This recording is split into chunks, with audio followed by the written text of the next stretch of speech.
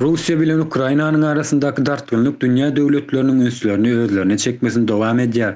Amerika Birleşik Döwletleri we NATO birleşigi Ukrainanyň krizisini ýeňilleşdirmegi meýilleşdirýär. Bir tarapdan bolsa bu şertnamanyň giňelmegine garşy çykan Russiýanyň howpsuzlyk teklibine jogap berildi.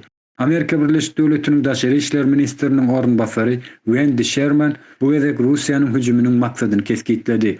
Russiýa Ukraina bilen dartgynly ýagdaýynda Moskwa Amerika Birleşik Döwletlerinden we NATO'dan birnäçe howpsuzlyk kepilligini sorapdy we şertnama teklip etipdi. Moskwanyň bu teklibine NATO we Amerika Birleşik Döwletlerinden ýazma görnüşinde jogap berildi. Bu jogaby ilkinji beýannama Russiýanyň Daşary işler ministrligi tarapyndan berildi. Amerika Döwletiniň Moskwadaky ilçihanasynyň ýol başçysy Jones bilen Russiýanyň Daşary işler ministriniň ornbasary Aleksandr Grushko özara duşdylar. Ve bu duşlukda ýazma görnüşinde berilen jogabyň Russiýa döwleti tarapyndan kabul edilendigini ma'lum etdi. Onuň ýanyndan bolsa Amerika Birleşik Döwletleri'niň Daşary işler ministri Antony Blinken'dan beýannama geldi. Blinken Russiýa döwletine berilen jogabyň hiç bir maksatla paýlaşylmajagy barada jogap berdi. Russiýa bilen diplomatik gatnaşyklarynyň bozulmasyz halda boljakdygyny aýdyp geçdi. Şeýlehem Blinken ozal Russiýa döwleti Ukrainanyň NATO birleşigine alınmasyna negativ jogap berendiklerini ýatlatdy we NATO'nyň açyk gap siýasatynda hiç ýyly ütgeşmeniň bolmandygyny aýtdy. Muňa garamazdan Russiýanyň haýyşyna jogap hökmünde Amerikanyň Birleşen Ştatlarynyň Ýewropadaky strategik ýaraglary, şol sanda ýazgyry raket ýaraglarynyň hem azaltylmasy bar diýip nutap geçdi.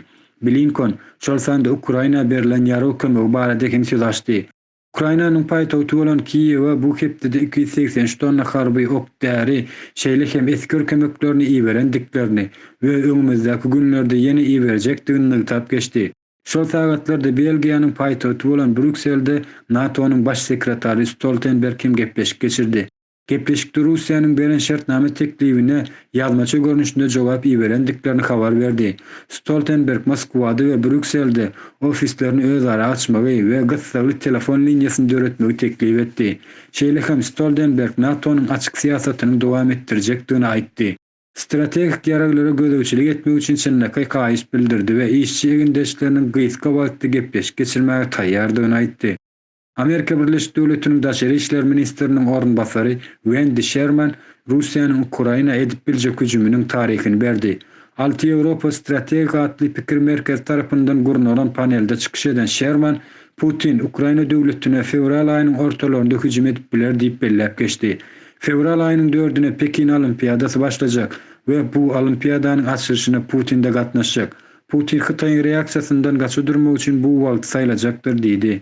Şeýle hem NATO birleşigi bu hüjüme akçam taýýarlanandygyny belläp geçdi.